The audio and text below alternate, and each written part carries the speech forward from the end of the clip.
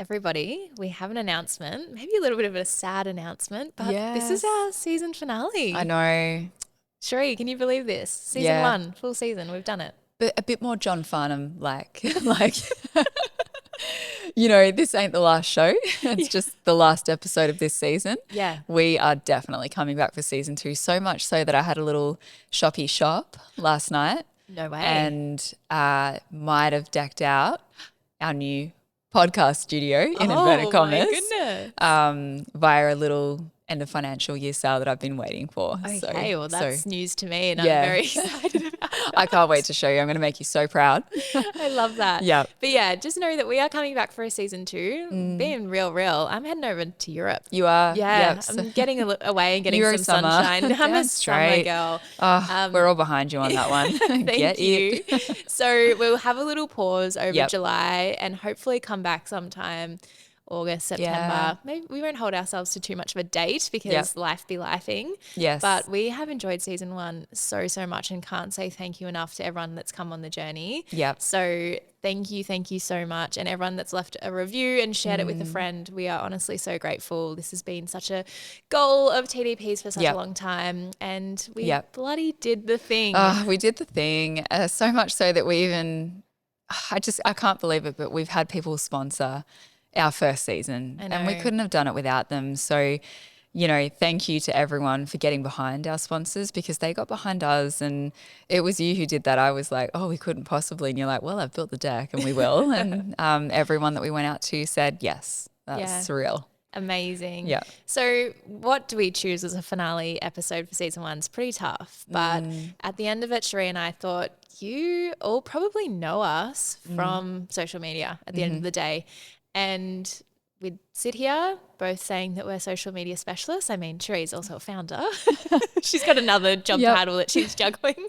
But when it all comes down to it, that's, I guess, what we're here for and why people would know TDP and us. Yeah. So we wanted to kind of break down what makes a great social media specialist for our marketing professionals or freelancers who are striving to be that, but also for our business owners who are hopefully wanting to bring a social media like manager or specialist in-house or have them as a contractor, what you should be looking for in an amazing specialist. Yeah, I agree. Anyone could fill that particular role that they might be hiring for or be the person who fills that role. But we wanted to unpack what the actual anatomy of a great social media specialist is, a social media native, I want to say, in this episode, because you and I, we've got like side quest hopes for this episode, which is we want to live in a world where this industry is, really respected for what it really is. And it's quite the art form to pull this off well. Anyone can do it, sure, but in this episode we're going to unpack what it actually looks like to go really above and beyond and clock what we've clocked throughout our careers in this industry as well.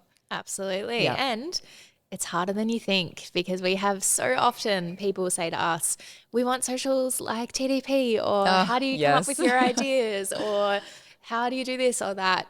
This is a great episode to listen to because it's a lot about the mindset of a great social media specialist. Yep. And it's the trends will come and go, but these things are evergreen. So let's get into it. Yeah, let's do it. Okay, so number 1 that we were discussing when we were thinking, all right, what is the anatomy of this incredible specialist is that they're not just on social media, they actually are sitting within culture. Oh, yeah, they're immersed. Yeah. They're in it. Like Steph, if I had $1 for every person who's interviewed at the digital picnic and when we've said, what is it about this industry that you love or something in that space, some sort of question around that, and they all kind of make the lighthearted joke that they're chronically online, I'm like, yeah, fair, but almost an expectation. Yeah, I'd assumed. expect that response. Like you aren't just chronically online, you are in online. Like it's just full immersion. You can't get enough of it. It feels healthy for you. You don't look at your screen time results because some people would look at that and throw shade, but others sort of say, actually, I'm really proud because I love my art so much that I'm immersing myself within the art. The scroll is not just a scroll for me, Steph. I am picking up on patterns that people are putting down that have gone on to become some of the best things we've done either for, the digital picnic or our clients. And it's, yeah, sure, like 85% instinct, but that instinct only happens because of this, not just chronically online, but like absolute immersion in social media. So I guess like when I was thinking about, the folks who might say in the interview, yep, like catch me online, how about that? I'm like, yeah, that's just scrolling, and thank you for loving this industry. But if you really love it, I think it's going deeper than that. There are the kind of people who are constantly observing patterns, and they can look at content in an array of different industries and pick up the pattern from that would be able to be applied or reapplied elsewhere. They can see the pattern in it. They notice shifts in tone. They can even spot like emerging formats. You and I recently, we've got a really good shift that we're bringing across to our carousels. And it's just, look, from the outside looking in, it's a simple tweak, but I think it's going to have a bigger impact for the better, so that's that example there. Like we're looking at emerging formats and thinking, let's do this for TDP. They're tracking behavioral changes. They understand what people are responding to and why, all coming down to that pattern recognition. I know that that's a word that gets thrown around with a lot of neurodivergent folk, but pattern recognition exists, within us all. It's sort of like how you can predict the end of a movie. That's pattern recognition, or you try to at least, So yeah, they're not, these people, when they've got this nailed, it's not that they're just chronically online, they're contextually online. And there's a big difference between that, So I really wanted to bring that one home. They don't just consume content, they're spotting the culture in motion. I think when you're like chronically online and you're just living within that space, what happens is it's actually really hard to come up with an original idea because you're only taking in what's currently already out there, or yes, of course, what's trending. But to actually have original ideas and be at the forefront, it requires more than just doom scrolling for 3 hours when you get home. Like how boring. Any of us could come up with like a trend that's on TikTok. That's not hard. Is it worthwhile us investing in that? Or what about doing something completely different or putting a spin on it? Or like it's a much bigger world 100%. that exists outside of the scroll. I think, and we're going to talk to this later on in the episode, Steph, but that's why I think we have to respect this art for what it is and give people enough time to stare out the window. Like I look at the team from Kinso App online. They are the epitome of everything we're discussing in this episode. Like they are the ultimate brand managers where they're making their own, I don't even want to say trends because it's bigger than that, but they're creating whole cultural movements because I think and hope they've got enough time to stare out the window so that they can go bigger picture on making their own stuff rather than just repurposing every other trend and bringing it across and so on. And I just find them to be so inspiring and like the very definition of what we're putting down in this episode. So if they're listening, lol, we love you. Yep. So I guess like I thought, let's give a practical takeaway here, Steph. So for the folks, there's going to be two people probably dialing into this episode, whether they are marketing professionals themselves and wanting to build out the anatomy of what they hope is good social media specialization within self, or they're the business owner hoping to hire really well. You can kiss a lot of frogs in this industry as well. So, we wanted to have people feeling really confident about what they're going to land on if that's them. So the practical takeaway here is if you are the marketer and you fall into that category, I would ask yourself, am I just scrolling or am I noticing what's changing? I guess repeating, spreading and sticking. Stickiness is a big one for me. I can always pick what sticks versus what doesn't, And then on the flip side, if you're the business owner that's hiring, I would ask candidates what they're seeing shift on platform right now and why. Yeah, I think it's kind of only a flex to be chronically online if it's actually paired back with the right judgment. Yeah. And if you can't analyze and assess why something works or why it doesn't, then the chronically, that's all good, but all you're doing is getting your screen time up. Yeah. What's the point of screen time if it doesn't actually have taste? Yeah, exactly. You could spend all the hours online and still have really shit taste. So in a way, and this is what I wanted to bring home in this episode, you're not just hiring a social media specialist, you're hiring like a curator. You know, it is, I almost feel like an art curator. I love meeting really fussy bastards in this industry, Steph. Yeah. I love people who can be ruthless with what they cull. I have so much respect for someone when they're like, it's not good, do it again. Yeah. Like that just gets me so high. I love people who have just taste that highly developed that they almost slip into curator, you know, and that's when they get my absolute respect. I try to clock that in interviews. So yeah, as you said, Steph, like, yeah, sure, you can flex on being chronically online, but what if it's just scrolling or even doom scrolling? Like it's got to be paired back with taste and judgment and curation. Absolutely. Yeah.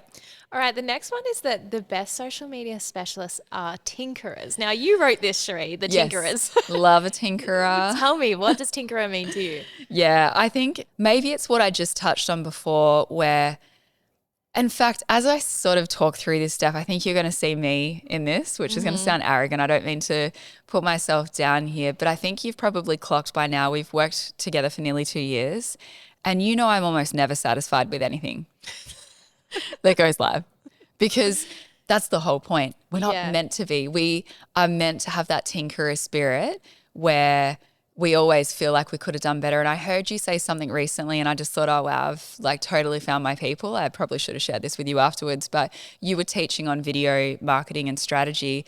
And you actually mentioned something similar where you're like, sometimes there's almost no video that's ever gone live where I don't think I could have probably even done better on the next edit or something like that. Definitely, yeah. That's the tinkerer spirit that I'm talking to. Like we're never satisfied. And that's the whole point. So you've got to have that tinkerer spirit and be really hard to please, you know, within self. Yeah. And forgiving around. It's like the creator's curse, isn't it? That Yes. you can make something and then you're obviously going to be critical of your own work. And I definitely feel that about videos, that you could sit there and tinker for days, weeks, months, years, and you could probably still always improve it. Yep. But I guess one of the strengths also of a great social media specialist is when to know when you're done tinkering. That's also a great line to know because you could sit there for days and years and months. That's a good shout, Steph. Some people could stay in the tinkerer's cave for the remainder of their days and never actually get anything live. Then you'll never know how brilliant you could have been as a social media specialist because nothing goes bloody live. Yeah. You know, I tinker a lot, but I also know when to rein it in. Yeah. You know, so would recommend that to all. Just get a little bit Olivia Dean yourself and rein it in. But if we are tinkering, these are the things that you are thinking about when you're looking at a piece of content or something. Yep. Is could the hook be sharper? Yes. Could the visuals stop the scroll harder? Yes. Could this caption say the same thing better? Could this idea travel further? Yep. Could this post be more useful, more specific, or more resonant? Yeah. All of the above. And that's why it's sometimes hard to live in my head. Welcome to my brain. Welcome to my tortured artist, brain. But I'm always thinking that on every post. What brings me undone? I think you sometimes think you could have done more with video. For me, it's always the caption. I'm like, I've just had more time, you know? And I don't ever like to take like a ChatGPT, especially shortcut. Sometimes when I'm busy, I'll never let it write in full. I'll just let it be the start. I'll always round it out. It'll always honestly be finessed to be TDP. But when I've done that, I just don't feel as proud. It upsets me as an artist to have something go live that could have been so much better with the wordsmithing. And I've got the wordsmithing ability. I just didn't sometimes always have the time, you know. So that's a hard one to land on. If you're a tinkerer, you're the sort of person who can't just settle. You can't. You know, that'll do just isn't even in your vocabulary, you know. But sometimes that'll have to do, has to feature too. Yes. Yep. So it's the saying like done is better than perfect. Yep. 100%. To an extent, it needs to be done very well. Yeah. Can't just be done to, 100%. And look, degree. Changes from industry to industry. I've launched one of the most incredible, iconic fashion labels online. That's still some of my proudest work to date, to be really honest. And that person had me in a really big tinkering cave because fashion. Yeah. It's got to be kind of perfect, unfortunately, So thankfully that person understood the art and allowed me to hang out in the cave a lot longer. So I had more time. So you've just got to kind of read the room on what industry you're in. Yeah. Not every industry will have you in a cave, hibernating, bear style or something like that particular fashion label, kind of allowed me to do. But yeah, I would say the good social specialists, they might post the content. Well done. Proud of you. You hit schedule. That's a good thing. But I think the great ones keep improving something in their head long after it's gone. That's normal. Maybe if this is you and you're feeling sort of called in, and maybe some of you are feeling called out or up, in this moment, I've got a little tinkerer's test for the folks listening in. Love. Do you want to hear it? Yes, please. Okay, so I would probably build a habit of what I call post-morteming your own work. So look at something after it's gone live, and if it's gone from, that'll do not being enough to that'll have to do. These are the kind of questions I ask in a post-mortem style, which is what worked, what didn't, what almost worked, and what would I change if I had to make this again tomorrow? That's the big one, that last one for me. So, before posting anything, I also ask, what's the first thing I'd improve if I had 10 more minutes? That's a big one. I bet that applies to you in video, right? Definitely, yeah. Yeah. What would make this more specific is a big one. What would make this more scroll stopping? I think every social specialist has to ask that. I think of people on my team, and Nadine springs straight to my mind here. She just nails the tinkerer's spirit, especially with that one. What would make this more useful? And what would make this more emotionally sticky is a big one. So if you can answer anything like that well, you've gone above and beyond, and you're falling into that above and beyond camp for the anatomy of a good social media specialist. I think the other thing when you're working in a creative space is you can't expect your brain to be creative 100% of the time. Yes. Sometimes when I'm creating content, I'll be looking at it and I will come up with an awful hook. Yep. And I'll say, I'm going to step away from that today. Do you know what I mean? So true, Steph. Because there is absolutely no point wasting your time tinkering if you are not in the right headspace. And if hopefully you're a little bit ahead in your content schedule and you can put that post away and you can come back to it tomorrow or even a couple hours later with fresh eyes and try again. Because if you're trying to constantly churn out content in a not so creative mindset, you'll constantly find yourself sitting in these spaces thinking, I'm not really happy with that, but I'll just get it out. I'll turn to ChatGPT. I'll do this. I'll do that. At that point, you are really wasting your time. You really are. And it's okay you'll always have something else you can pick up that might make more sense on that particular day or in that moment. I think my strengths as a social media specialist are copywriting. I love words, but sometimes I have hard days and I'm angry. I would never put pen to paper on a day like that. TDB would sound so beastly. I literally couldn't and wouldn't do it. So I'll just step away or, it's just anything like that. It's just knowing when to park something for another day. I think my best advice, if you aren't able to be in that creative mindset in the time for whatever reason, is to then turn to your analytical brain and start to work on the elements that you can, which is like looking at your stats. Yes. Like, did you get some saves, some shares? Yes. Figuring out like why your posts have worked. Maybe you could look at like your last week of posts and have a look, why did these work? Was it anything to do with like the timing of it all? What made it feel native to the platform and your audience? Start thinking in those ways that don't require that super creative mindset, because sometimes it's just not ticking, and when it's not, don't put pressure on yourself to have to churn out something. I'm so glad you said that, Steph, because on the days where I'm not feeling it creatively, the analytics is exactly where I head to. That's exactly what I meant when I said I'm not feeling it here. Where am I going to go? It's usually opening up GA4 or looking at the last monthly report and just brainstorming on that, or, anything like that. And that's why I get sad. There's like this TikTok trend that's circulated for a while now where it's like, which kind of, and I don't even like the word marketing girly I'm so sick of that expression, to be so honest, but that's another podcast for another day. It sort of says to people, well, which one are you? Are you the pretty little bows and whatevers? It does these emojis. The nails and the sparkles. That's it. Thank you. Or are you the analytical one? And I'm like, if you want to be exactly what we're putting down in this episode, you're going to need to get around being both. I'm not asking for unicorns, but don't restrict yourself to just a slay nail emoji. We are so much more than that. And you would keep yourself in one tiny box within industry if you were just about the ribbon emoji and the nail, slay, sparkle, whatever. You've kind of got to get out to all of them. I like diving into the analytics when the creative stuff ain't happening. It's not like aesthetics sits on one side and graphs sits on the other. It's like they sit together. It's a Venn diagram. It's a Venn diagram. They cross over and they feed a lot of information into the other one. And anyone who's been in any social media workshop from us would know that it's not just about, oh, great, we went viral. In fact, we often teach how going viral can sometimes have negative impacts. Oh, There's absolutely. so much more in-depth in the insights that inform what you do in the future, especially when we're talking about Mofu and Bofu, because they ain't about the aesthetics. Top, middle, bottom of funnel.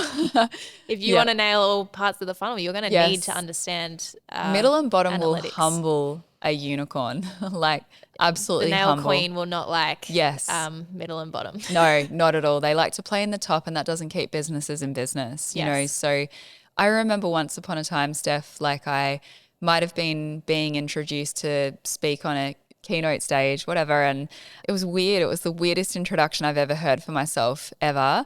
And they had just wrapped up someone who was speaking to in-depth data analytics of, you know, marketing in general. And they were throwing over to me, and I think I was talking to stuff within the top of funnel. And so they said, now we'd like to introduce Cherie.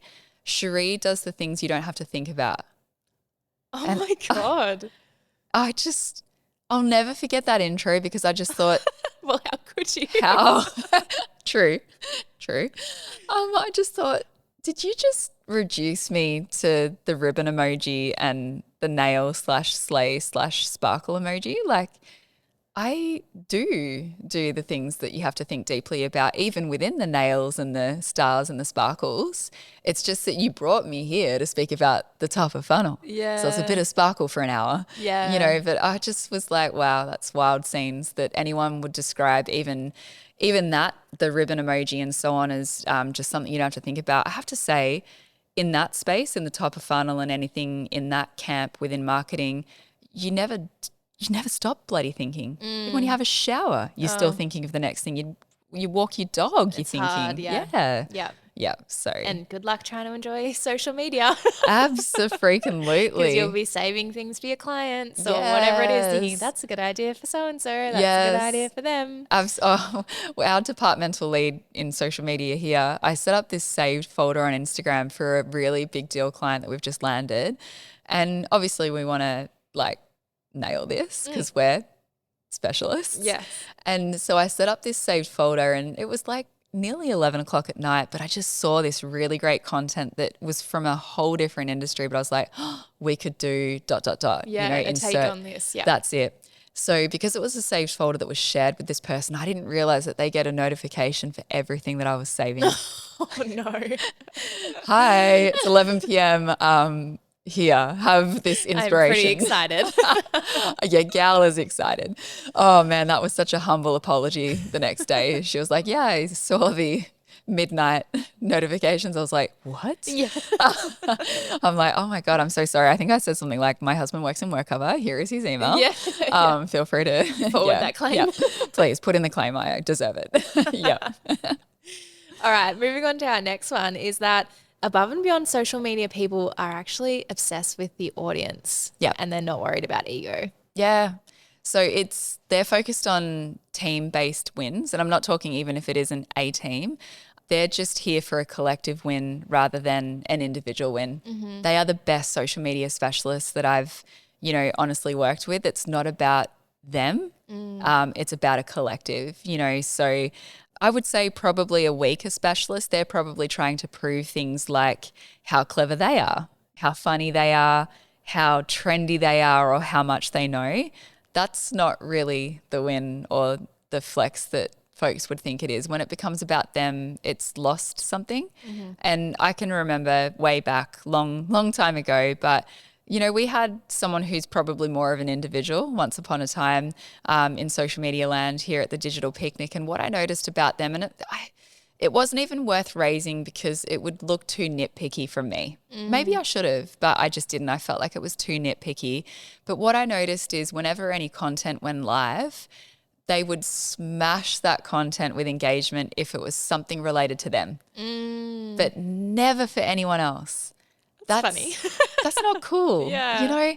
And what I've noticed these days is we've got a collective going on here at TDP now. We've got a whole team of not individuals, and they get around each other more than they get around themselves. Yeah. You know, so that's just a small thing. I just wanted to share this one. If you're the social media specialist, just remember it's team, it's collective. Don't just be there for you because you might not realize it's even happening. I genuinely believe that person didn't even know how individual they were coming across as. But yeah, if it's only ever something related to them, it's not a good look. It makes that brand feel like, oh, okay, well, here, this is your show. So, you know, here's the stage. Not a good look. So a stronger one, they're more obsessed with what the audience needs, and I would say what the audience feels like. And if this is something you really struggle with, I would recommend going to Google and downloading, it's free, but an empathy canvas map, because that literally takes you, through a specific flow of what the audience just needs and even feels. So these unicorn specialists, they have this down pat. They don't often even need that empathy canvas map, but outside of that, it's like they can pick up on what the audience notices as well, Steph. And I guess also what the audience is sick of. And this happened to me maybe 2 months ago, where it was really funny. I had a piece of content go live on my personal brand at the same time as a piece of content went live on TDP's brand. So both sort of 6 p.m. peak time shares. The one on our overall brand absolutely flopped, but the post on my personal brand just literally popped off. Same pillar, founder content, just shared across both. The reason why the one flopped on the overall brand was it was too Debbie Downer. Yeah, right. No one needs this right now. The RBA has just increased its rates for the 11th billionth time. We've got budget chats coming through, X, Y, Z. No one needed a Debbie Downer post. And it wasn't super Debbie Down. I don't really do much Debbie Down these days, but it was just like a keeping it real thing that just didn't land. Yeah. And I noticed that, and I'm like, I'm going to hold off on this for the next 6 months minimum, because what popped off was it was a celebratory post on my personal brand and people were just getting around it. They needed to feel something good. Yep. So a really good specialist can pick up on what an audience is sick of. They don't take it personally. Nothing personal in it. No. It's just a good read of the room, So then from there, I think the real specialist can figure out what people are going to stop for, stay for, save, share, or act on. So that's the real unicorny stuff. So I think those really at those absolute diamonds. And I guess I looked to the right as I was sharing this because I'm looking out at our offices as I speak, and I'm picturing the team that I can speak about when I'm saying this. But these people, they're not performing for themselves ever. It's not about that. They're building for the person on the other side of the screen. That's the differentiation. It's never for self. It's the person on the other side of the screen. And I love that. So I guess if folks are craving like a little practical thing here, what could you do? I would say before publishing, why don't you ask the following questions? And that would be, why would this matter to the audience? What are they getting from this? And what makes this worth their time? When you can honor someone's time, you've absolutely nailed it. All right. So if that's the anatomy of a social media specialist, now thinking about our business owners who are listening, I guess, how do they know that they're hiring that specialist? They've got those correct signals and they're not just going for the sparkly nail emoji. Yeah, because that's the thing, and I've got the lived experience of this. A lot of people they can put a lot of exciting things down in an interview, but there's a difference between sparkle and signal. And I know this because I'm trying so hard to build out a social media specialist team of everything that I would wish upon every founder out there, because we've got a portfolio full of founder-led businesses or, so on and so forth. So we need the right people on that activity. And so I would say to the business owners listening, you want to look for the people who genuinely genuinely love the internet, like to an almost obsessive point. I can remember, again, way back, where we brought someone into our business to teach on strategy who hated online. Perfect. But they were never dishonest about that. And I thought, Yeah. I think it can work because you still had a really great career. But no, it just didn't. No. They just hated the internet. So that won't work, you know? They're not contributing to the internet at all. You have to kind of like excessively consume the internet and feel like that is a healthy thing. When I consume, I feel really healthy. Yeah. You know, doing it. I'm like filling my cup up with what I love most. So that's the other thing. When you're looking for signal and not sparkle, again, I think a lot of social media professionals prioritize aesthetic. And even agency side folk, you know, it's just very flashy and sparkly, you know, and I'm going to say you might have to get around a different way of thinking, which is to get around the nerds. Yeah. So it's a bit like Revenge of the Nerds. Sometimes we're not always the coolest kids. We're not meant to be. We're the people who sometimes or even often were behind the curtains for the theatre kids, you know, but we were a big reason as to why the show was as good as it was. You know what I mean? And so we don't need to do the final bow at the end. We're never going to let ego enter the chat. We don't need to. But what we will do is make sure that when you take the bow, you feel really proud. You know, so I look for the really geeky people in this industry, to be really honest. And I hope my team aren't listening here because they're going to be like, Thanks. thanks. I thought I was cool. They all are cool. That's the thing though. The nerds are cool, you know, but they're just really geeky tinkerers who never back down, never what. Yeah. You know, and they do really obsessively love online. So that's one thing I look for. I think these people need to be able to very well articulate, you know, why content works. Not just do, monkey see, monkey do, easy peas. We could all probably admit that AI would do us out of a role if we think that monkey see, monkey do is enough. It's not. You've got to understand why content works and articulate that really well. The really good ones, they ask better questions. They have really strong opinions about platforms. They'd even describe some platforms as their favorite child. Yeah. And then they've probably got sworn enemies for other platforms as well. And they've got a bloody good reason why, For you sure. know? I think that they care about the audience. They've got do you agree with this, Steph? I don't think anyone could pull off a role in this industry and love it if they hate people. No, you'd have to love Yep. people, and community building is a big part of that. Yep. Especially in 2026, if you're a social media specialist, Yep. building community is everything. You got to love people, even the shitty people, you know, and that's my career started in community management. I've seen a lot of shitty people, but even 2 weeks ago, TDB had some paid ads campaigns running, really cold audiences that, you know, these paid ads were going out to. So this was a group of humans that were seeing our business for the first time and they'd never heard of us before. And we got some really interesting commentary where they were like, you're a bunch of dickheads. This workshop is too expensive. And so I said, you know, I just, loved the shitty person and Yep. said, yeah, but like not really because, and I fought back with facts. That's the first thing you do with a comment like that. Then I went across to his profile, which was not private on Instagram, and I noticed he was a massive Dungeons and Dragons nerd. And I was like, oh, hey. Hey, you. And so I just hit back and said, look, if this workshop was a Dungeons and Dragons, it would be a Riyadh, like RYAD. I don't know. I just pulled it out, you know, because I wanted to appeal and just remind him that I'm human and he is too. Yeah. Just the same way you can go all in on Dungeons and Dragons, so can we with what we do, you know.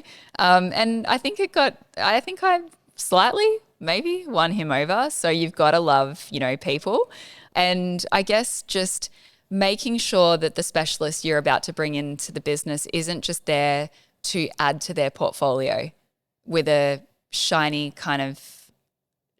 prospect. It can't be that. That will not see you through a honeymoon period or even slightly longer. It just couldn't. So they've got to be doing it for all of the reasons that we've mentioned in today's episode, and none of the, I want this brand on my portfolio. It never ends well, you know, so there's some warning signs with that. So I think the fake unicorns. I hate using the word unicorn, so apologies to anyone who's listening. I probably should have come up with a better word here, but just I guess the fakes and the cowboys here, what I look out for is that these folks, they're really trend heavy, but they're insight light. So heaviness on the trend, but no insights. So cool. Are we just going to seriously follow the internet around with the next trend-based something? How boring. They've got lots of, I love social media, but no depth. That's a bit of a warning sign for me. They're all aesthetic, no analysis, but we've talked about that. And there's no examples of iteration. That's a big one for me, because that leads to something bigger, which is there's no evidence of curiosity. People who nail this industry really well, they're some of the most curious human beings you'll ever meet. And I'm just obsessed with people in this industry because of that, actually, So yeah, you don't want to hire someone who just makes content. You want to hire someone who can make sense of why that content works. That's when your business will really stand out. Yep. I wonder if you'd agree with me here. I always think about like why I enjoy making content. And for me, it's I love making the audience feel something.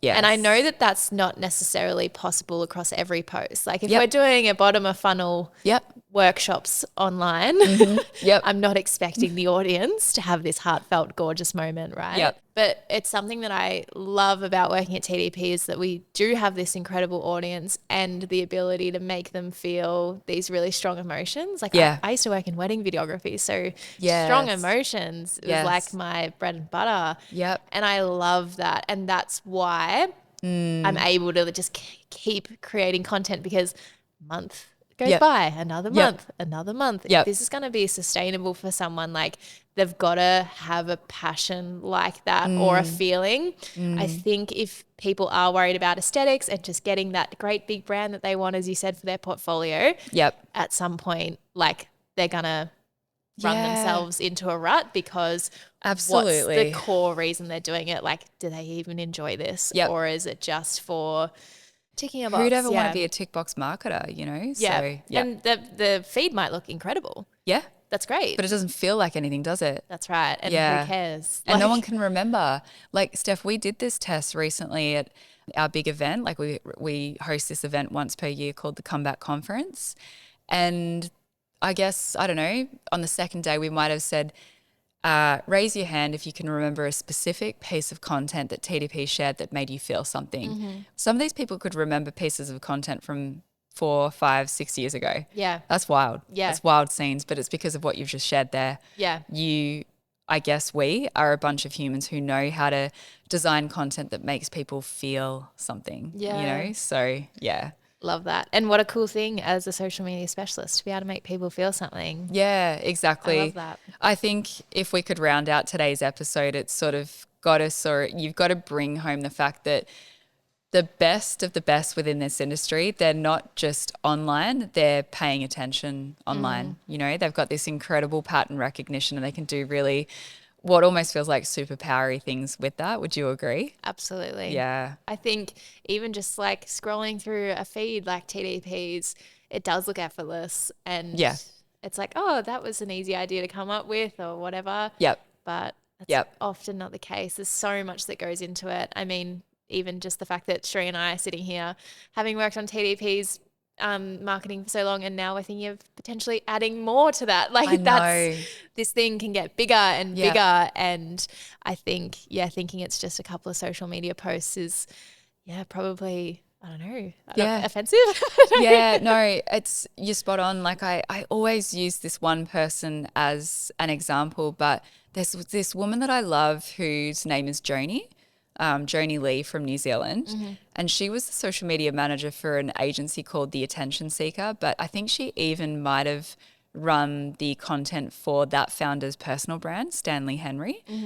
Man, I was obsessed with that content because of her. Yes. And I don't want to sound greedy, but that's what I want for TDP if we go down that route. I want someone who would immerse themselves in all of this and get a real kick from all of that. I guess my only fear is that now, as of only just as we're recording, I think it might have been 2 or 3 days ago, Jony did speak about the associated burnout with letting that consume. And it made me feel that was an uncomfortable watch for that video because I just wanted to hug her through the screen. And I just hope that people who do that full immersion thing have things keeping them healthy outside of it's just a job, you know? You've so got to. much. Yep. Yeah. And Yep. all it takes is speaking to someone who is working in a job that is consuming them. is consuming and life-saving or, you know, society building and like our teachers, our nurses, our doctors, our frontline, et cetera, 100%. Chat to them and you'll feel much better about your job, no doubt. But like you feel almost embarrassed where you're like, I just had a really day, you know, it was a bit of a day, got 32 likes on this thing that I spent hours working on. And they're like, I had to defibrillate someone today. And you're like, yep, I will just stop talking. I'm going to opt out. Yeah, this is me constantly telling my partner who's a teacher or my mum who's a nurse. And I'm like, don't worry. Yeah, it's really not important. It's not that deep, you know. But I guess like seeing that video from Jony made me think, I want what she gave, but I don't want what resulted because of that. So when it's our turn to go down this path, I do want and readily accept someone fully immersing themselves in so long as they stay healthy with it. And I just want to hope that I'll know what the warning signs are that I just wouldn't want to do that to a person. And I hope I can catch any warning flags if that is happening to them. I would hope that I'd be able to read, you know, their face really well. So, yeah. Absolutely. I think any great social media specialist is such an incredible ambassador of that brand. Yep. And if business owners are listening, like that's what you are striving for, is someone who is incredibly, you know, for us it's like incredibly TDP. We want that person to be a brand ambassador and be able to speak on our behalf and, you know, understand what we're speaking about and be able to write copy. And like there's so many elements. That's bloody hard to find. It's bloody hard to find, you know. So if you're listening and, you know, you've thought about what the anatomy of a great specialist is, and then you've heard us right at the end drop that we could in the future be, you know, loading a particular roll up. I hope this podcast episode really helps, but also for the business owners, I hope this helps you see, those stand out like needle in a haystack moments. I love that. Yeah. Cherie, I'm like a little bit how do we emotional. I don't know. Our season finale. We've done our thank yous at the top, so I don't want to repeat it. But I know. What an incredible season one. Thanks everyone so much. Yep. We are honestly like once we stop hitting record, we've got a meeting together, Cherie, and we're chatting season 2. So we are, and I've got the furniture fit out. There's deliveries on the way. Yep. Things are happening. So leave it with us. But while we're on a hiatus, we would love for you to, you know, keep sharing those episodes. We want to build this community. What Climb. Are we going to call ourselves like the climbers? Climbers. Like, I don't know. Let's workshop that. No, seriously, like climbers. Okay, I'm here for it. All right. So we will leave you here. Thank you so much. And we will see you in season 2. See you in season 2.